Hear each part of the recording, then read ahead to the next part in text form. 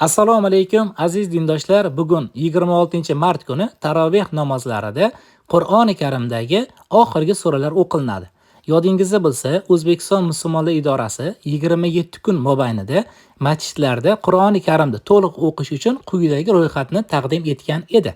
Ushbu ro'yxatga ko'ra bugun Buruj surasi 1-oyatdan boshlab Qur'oni Karimda oxirgi surasi Nas surasigacha to'liq xatm bo'ladi. Yodingizda bo'lsa, dastlabki kunlarda kuniga 30 sahifadan o'qilinadi, ya'niki Qur'oni Karimdan kuniga 30 sahifa o'qilinadi. Bugun oxirgi kun bo'lgani uchun teng yarmi 15 sahifa o'qilinadi. Agarda siz oldin taroveh namozlariga chiqmagan bo'lsangiz, bugun oxirgi kun chiqib olishingizni tavsiya qilamiz. Chunki bugun oxirgi kun o'qilgandan so'ng Qur'oni Karim to'liq xatm qilingan hisoblanadi, ya'ni to'liq o'qib bo'lingan hisoblanadi va shundan so'ng duolar qilinadi. Ushbu duolarga siz ham sherik bo'lishingiz uchun ushbu videoni tayyorlashga qaror qildik. Shuning uchun bugun masjidlarga chiqishga ulgurib qoling. Xo'p, qaysi vaqtda o'qilinadi degan savol bo'ladigan bo'lsa, ushbu jadvalda taroveh namozlarini o'qish vaqtlari keltirilgan. Misol uchun Toshkentda istalgan masjidida 20:30 da bo'ladi.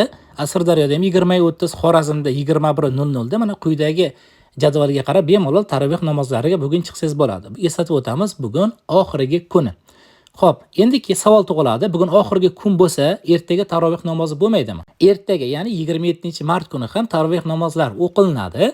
Faqat endi Qur'oni Karimdagi boshdan boshlab o'qilinmaydi, aralash holatda o'qilinadi. Masalan, Mulk surasidan bir nechta oyat o'qilinishi mumkin, yoki bo'lmasa Adiyat surasi, misol uchun, yoki Falaq surasi, Nas suralari, yoki bo'lmasa Qur'oni Karimdagi oxirgi 30-poradagi suralar o'qilinishi mumkin. Ya'niki aralash holatda o'qilinadi. Bugun qatnashib qolsangiz esa Qur'oni Karim to'liq xatm qilinadi va Qur'oni Karimdan keyin duolar o'qilinadi. Umumiy holatda shuni sizga aytmoqchi edim. Keyin kanalimizga ulanib qo'yishni unutmang, chunki yaqinda 6 kunlik ro'za ham bor. U haqida biz batafsil videolarni kanalimizga joylaymiz. Birinchilardan bo'lib, Xudo xohlasa ko'rib ulgurib qolasiz. Videoni yaqinlaringizga ulashib qo'yishni unutmang.